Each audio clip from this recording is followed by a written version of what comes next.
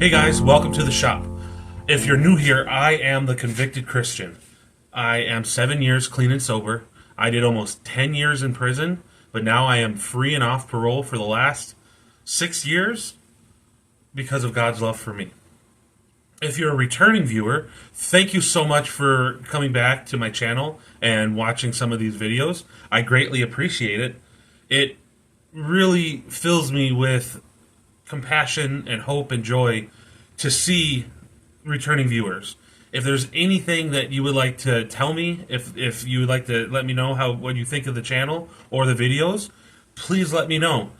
Any input, questions, anything goes a huge way, and I really can use the constructive criticism if you've got some. If not, just type whatever you want. Today is Life Story Monday. We're going to start up where I left off last Monday. Technically, it's Tuesday because with the new baby, the schedule's a little off. Couple of things I want to say before I get started, though. I've really been enjoying doing the Hobby Friday. I have a few projects that I'm working on. You're only going to get to see one at a time. But I do have other stuff, so hopefully I can start making maybe a few, a little bit longer videos that are a complete process. But it's been a lot of fun. It has been really a lot of fun doing the Monday, Wednesday, Friday format with the life story, the What I Learned Wednesday, and Hobby Friday. Let me know what you guys think. I think this is probably how I best would do my channel. My wife talked about it, and I said I'm kind of like doing a weird vlog thing, but I'm talking about my past. And I told her, I said maybe I should call it Back to the Vlog. Har har har. That's pretty funny, huh? It was punny. But I'm having a really good time. This has really helped me, and hopefully it's helping you guys. So, last week I talked about, what I could, to the best of my knowledge, remember up to high school. And high school definitely didn't get any better. I can't remember if I mentioned it last week, but I didn't want to let people down. I didn't want to be the troublemaker. That wasn't my goal. That wasn't my aspiration at all. I wanted to be someone that everyone liked, where that lied the problem, because not everyone is ever going to like anyone. There's too much difference between the two of us for that to ever happen. Now, we could all respect each other, and we could all have compassion when things are going bad, or things could be going better, sure, but not everyone is going to like everyone else ever. It's just not going to happen. And I struggled with that. I really did. And it led me to make some choices that I probably shouldn't have, or I definitely shouldn't have. Because there's definitely a pushing the boundaries and then skydiving off the top of them like I did. I don't remember a whole bunch of the time frame of the things that I had done. So I'm just going to kind of talk about them as I remember them. I know in middle school, I was a freshman, but I was a big guy, so I played football, which got me connections to the whole football team.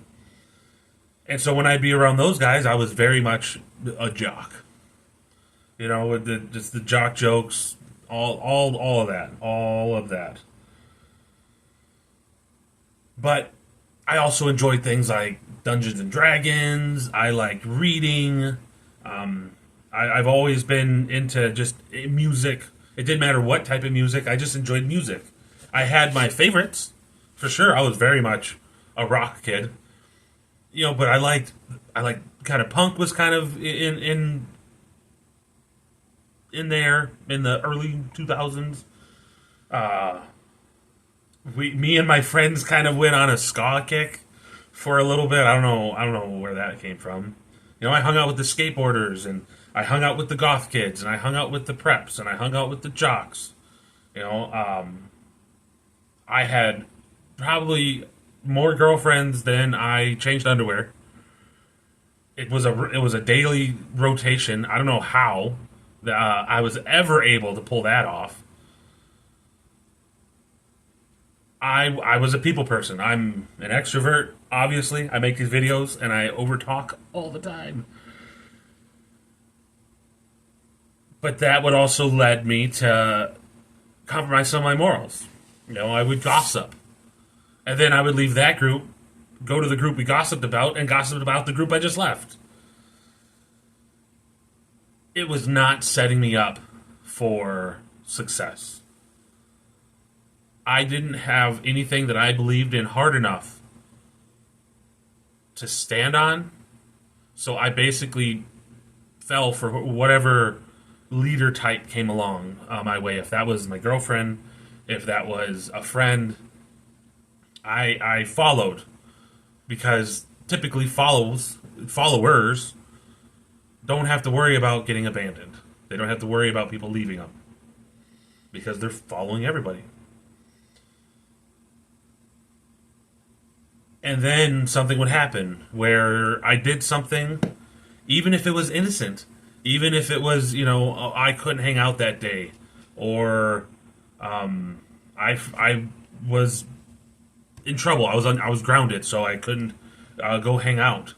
And then someone would get mad at me, and then I would go off the handle. I would just flip out.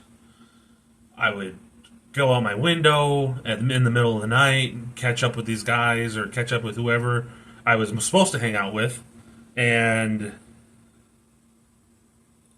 I would do things like that in the beginning. I don't know how many times I pulled my screen I pulled my screen into my bedroom so I could hop out my window, and I would cruise the town for a few hours, and then I'd come back home and I'd go to bed. And then I did that the next night, over and over and over and over again, to the point where my parents just didn't know what to do with me anymore. Heck, I didn't know what to do with me anymore. I clearly remember. I clearly remember. We had gotten, my school had gotten really big into hacky sack. I mean, to the point of, you couldn't play hacky sack in a classroom, even if it was empty. You couldn't play in the hallway. You could play in the cafeteria as long as there was no lunch going on. Hacky sack was a thing for me, my group, and a bunch of different groups. And we would play out in the commons a lot. And we ended up kicking one over on top of the roof, because we have one of those inner court type commons. And without thinking, not thinking about being in trouble. Like, I didn't do this because, hey, I'm going to stick it to the principal. I'm going to stick it to assistant principal Tellerico. I just hopped on the roof. I figured out a way up there. You know, I was in football. I was in somewhat of a shape. As a lineman, we didn't really have the shape. And I remember jumping down off this roof, looking at all my friends, and they were just stark white in the face. And I'm like, what's going on? And then I turned around, and there's assistant principal Tellerico staring me in the face from behind another piece of glass. Oh, I knew I was in so much trouble. Yeah. That was something, all right. But a lot of the stuff that I did that got me into trouble was, in my mind, they were crimes of necessity. If I didn't have a bike, because I destroyed the one my parents had given me, like an idiot, and it was a good bike too. Front suspension, mid suspension, mountain bike, 15, 16 speed, whatever it was a good bike, and I destroyed it. because I thought it would make me look cool. So, well, I don't have a bike, so what do? I go steal one. And I just leave it wherever I ended up with it. A few blocks from my house. And whatever happened to it, happened to it. I didn't care. And that gave me, that allowed me to get to where I wanted to go.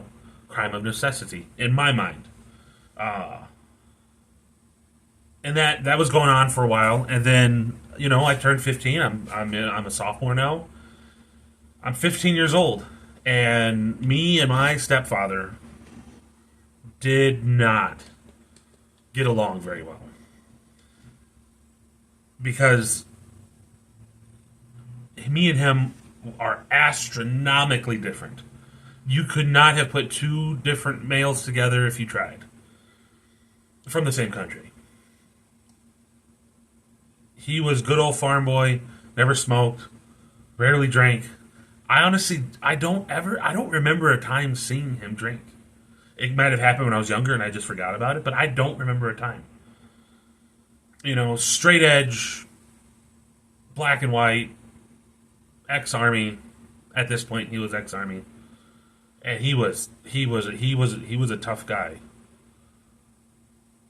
But he would stick up for you. Like, I don't want to make it all seem all bad.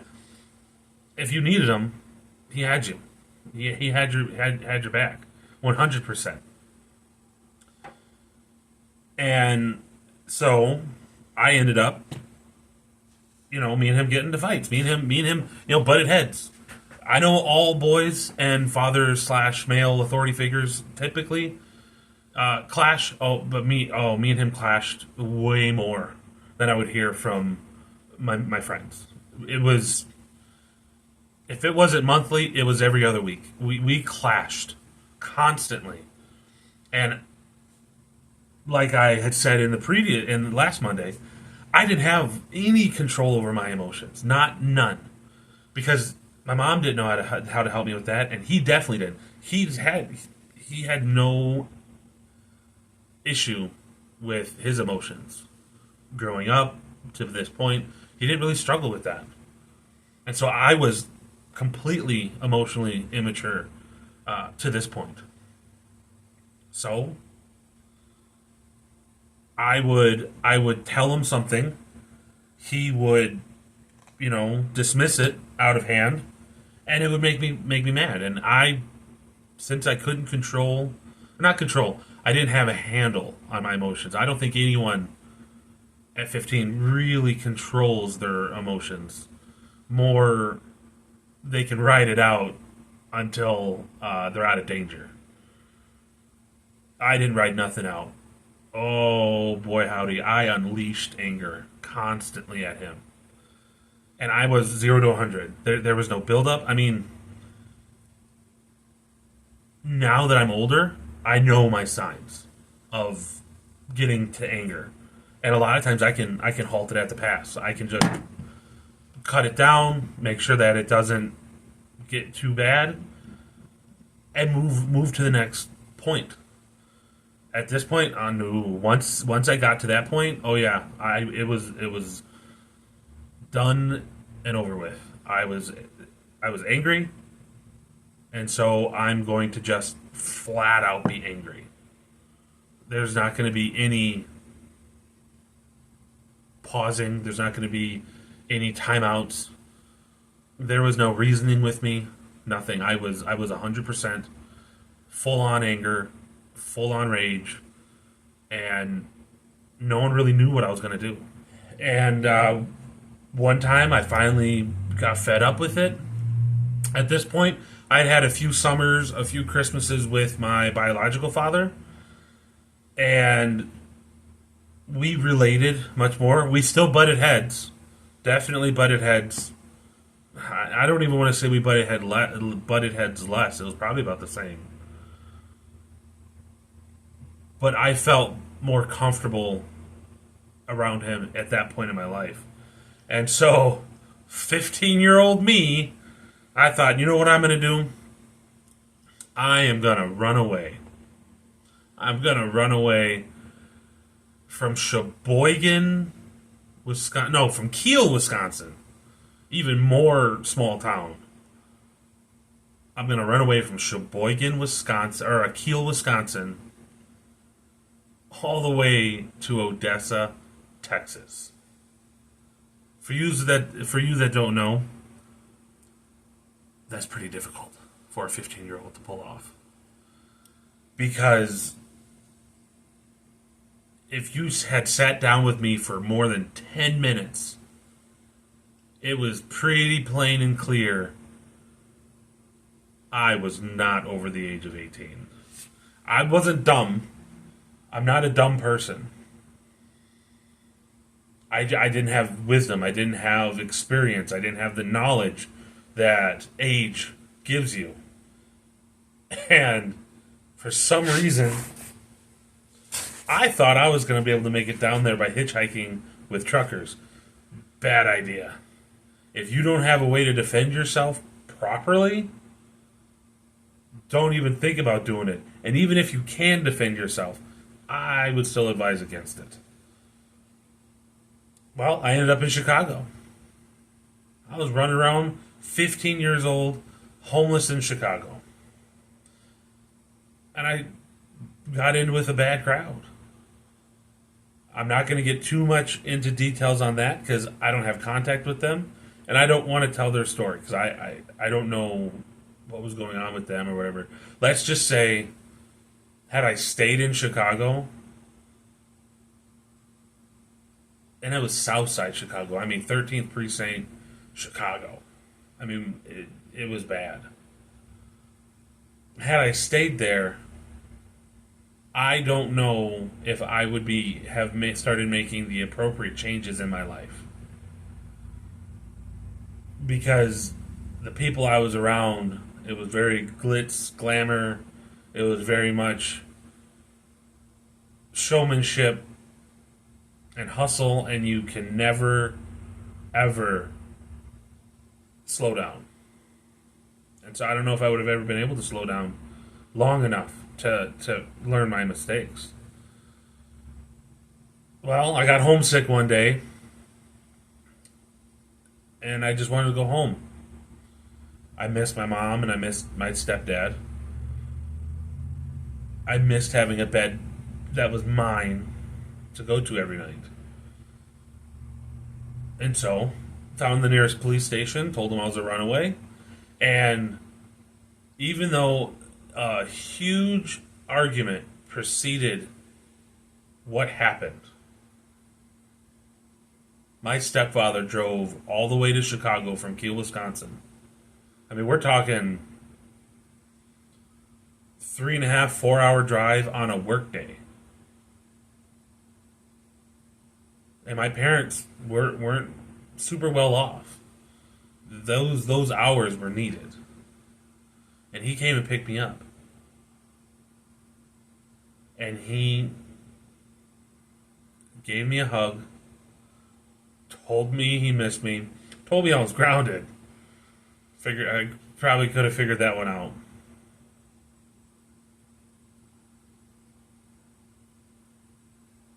And he said he loved me.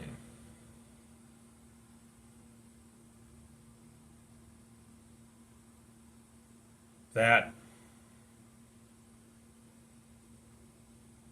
think that was the start of me seeing that man differently. Didn't change what I did. I still screwed off and made life difficult.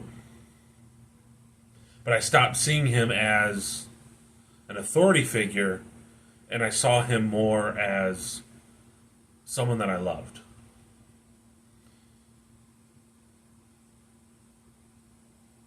And that was kind of the epitome of my sophomore year. After that, I kind of, laid low, hung out with my closer friends, and didn't do a lot. And that was kind of my cycle. I would do something I shouldn't do. I would freak out about it. I would then lash out by running away, stealing stuff, whatever the case may be. I would get in trouble.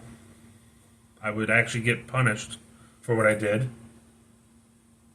And then it was, whatever weird thing in my brain that that was there was satisfied. I don't know what else. I don't know what to call it. I don't know what it was. I don't have any good thing to say about it. All I know is that then I would be good for quite a while. Sometimes longer, sometimes less long. But I would start listening more. I would be much more respectful.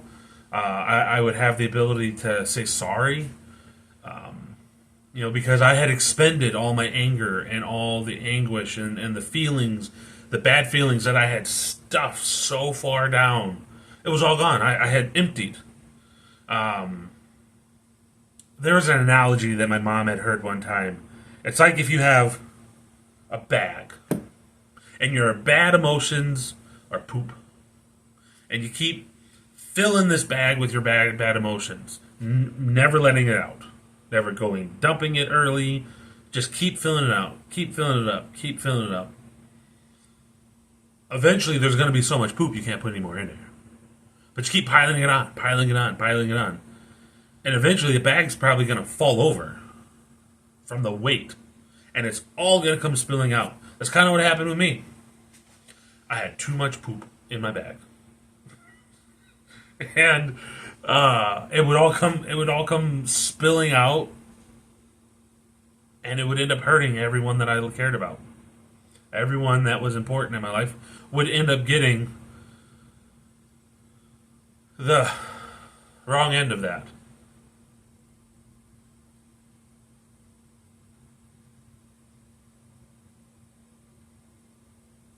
And so that's kind of how it went. I could have made good grades.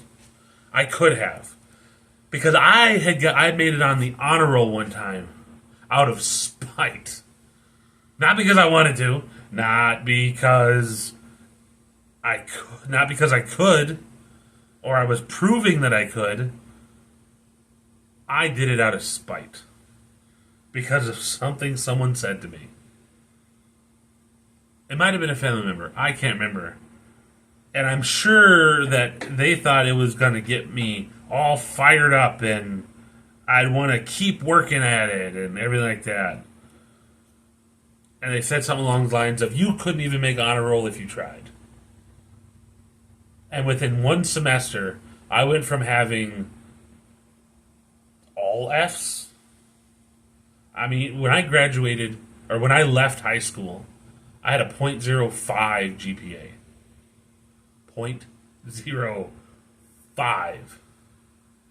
And that's most of how my high school grade career went. But for one semester, I went from a .05, and I made B honor roll in one semester. I had dug myself out of that grave. And the very next semester, you know what happened? I was failing again. Because it was easy to fail.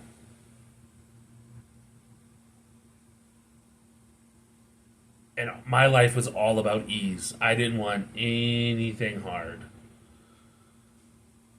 If it was to impress a girl, if it was to impress a friend, a role model, someone who I was big into art.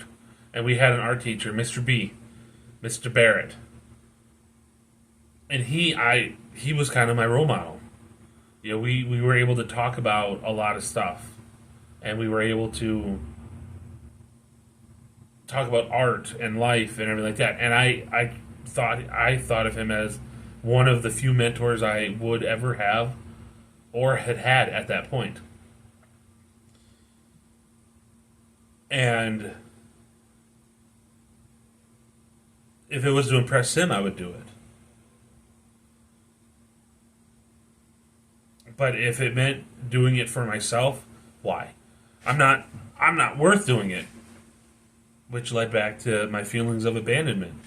If my father is going to abandon me, why would I be good enough? Why should I work on my own stuff when I'm not worth it? And so I didn't see a point in trying.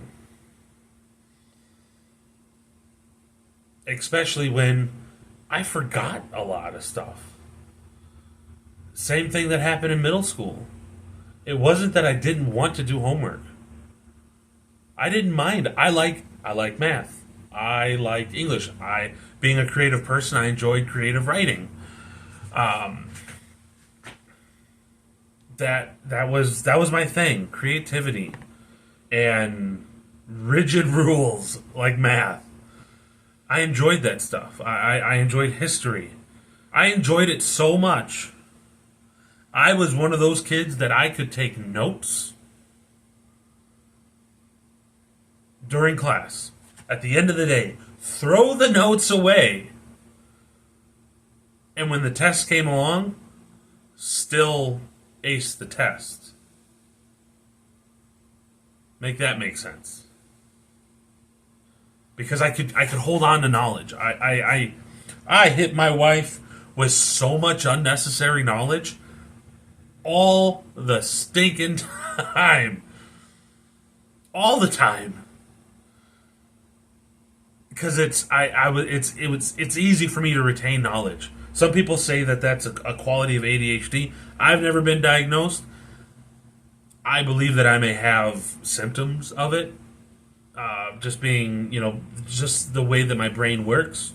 I'm very much of an out of sight, out of mind guy, as I mentioned in the last video. And that's what would happen to my homework. It wasn't that I couldn't do the homework. It wasn't that I was smart, because the few times that I did remember to do homework, B's and A's. B's and A's all the time.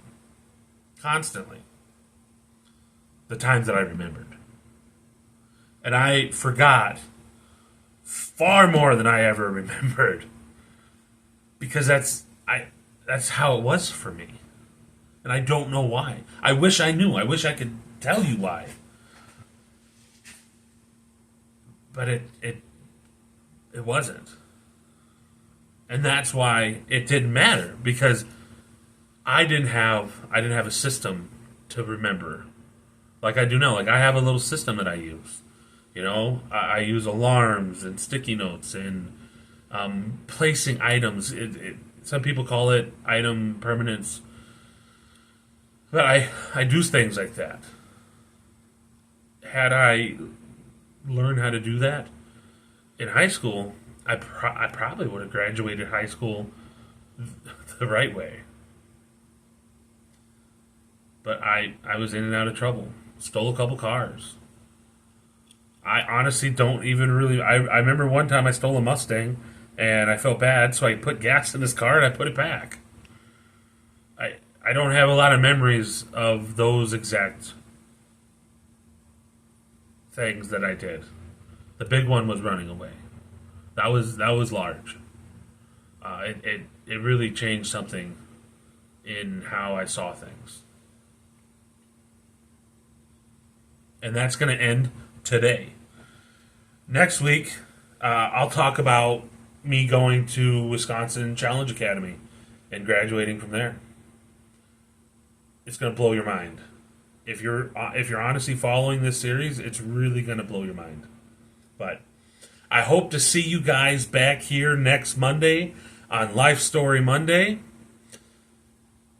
If you liked the video, let me know. Give me a thumbs up. If you're not subscribed, please come join us. Be a part of this. I'd love to see you here. And always remember, if we're going to change the world, we have to remember our homework and change ourselves. Thank you, and have a good night.